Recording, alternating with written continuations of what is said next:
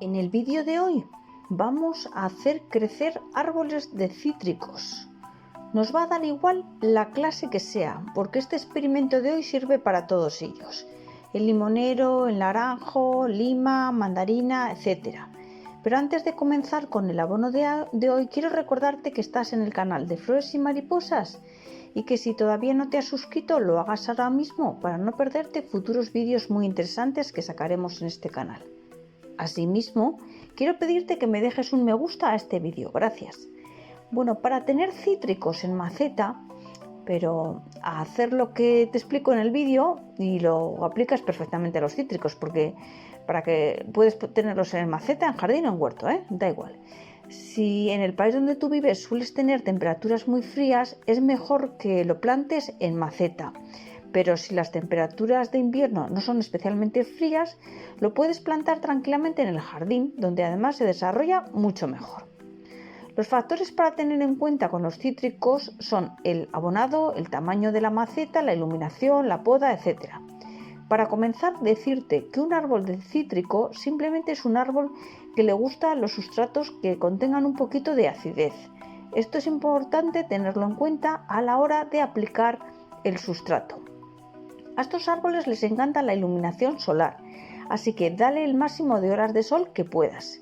Si tienes una terraza, un patio o una parcela, coloca tu cítrico donde reciba el máximo del sol directo. Bueno, cuando vayas a regar, fíjate que la tierra no esté húmeda.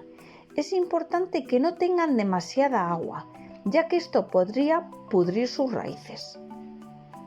En ocasiones las hojas se pueden poner amarillas por falta de magnesio o de hierro, pero en otras ocasiones puede ser por un exceso de agua, así que ten cuidado. Es mejor que pasen un poquito de sed a que tengan exceso de agua. Con relación a la poda, se suele hacer después de recoger la cosecha. Si le sale alguna ramita por el tronco o tiene alguna hoja seca o fea, igualmente se las irás quitando. Al poder iremos quitando las partes como bajas del árbol, También para que no despunte demasiado el árbol, pues cortar un palmo de la parte de arriba hacia abajo, para que no quede un pico ahí feo. A esta poda se la llama de pinzamiento y va a hacer que luego broten muchas más ramas con fuerza hacia arriba. Con relación a las temperaturas, a los cítricos no les gusta para nada las heladas. Las temperaturas por debajo de cero no son buenas para ellos. Es importante que lo tengas en cuenta.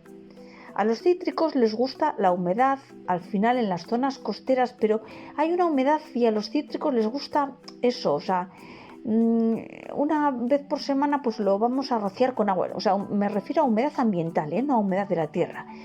Entonces podemos hacerles como que sientan esa humedad con un pulverizador. También podemos dejar algunos vasitos de agua al lado del propio cítrico para que tengan humedad. Ahora vamos a hablar del abono. Les estoy poniendo dos clases de abono.